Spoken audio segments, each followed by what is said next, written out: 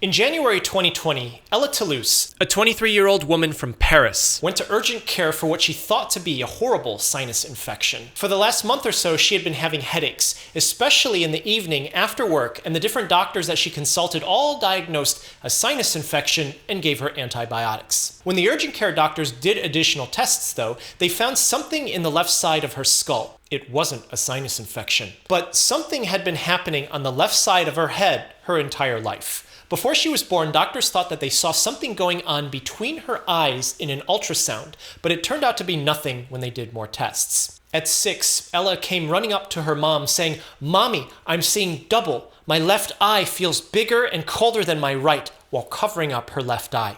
It went away after about 15 minutes and she was totally fine afterwards, but then it happened again days later. And she had on and off episodes like this for about 18 months. The best doctors at the best hospitals in the world all took detailed looks, scans, MRIs, diagnostic tests, observation over years, and they couldn't find anything wrong. Ella was an artist. She had a predilection for the left side of the faces that she drew. She hadn't had any left eye episodes for years until one happened again almost a year before she started having the headaches that eventually led to her urgent care for a sinus infection.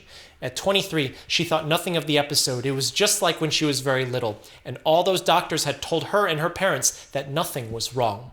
The sinus infection in the left side of her head turned out to be an aggressive cancer called SMARCB1 deficient sinonasal carcinoma, SDSC, and was growing into the left side of her skull. It had advanced to the point where it was pushing into her brain. There's more than 200 different subtypes of sinus cancers. We're still categorizing new ones today. SDSC was only formally described in 2014. The face is extremely delicate, and that makes sinus cancers so complicated. Surgery will permanently change one's appearance, and the brain is right next door.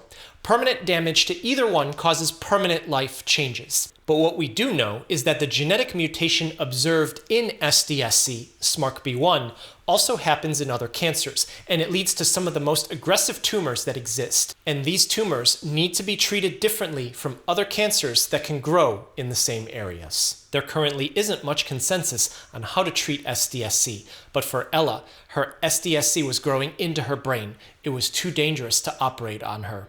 That day in January 2020 when she went to the urgent care turned out to be the last day that she would go to work. We don't know what was happening on the left side of her head during Ella's life. It's impossible to know if she subconsciously understood that something was brewing.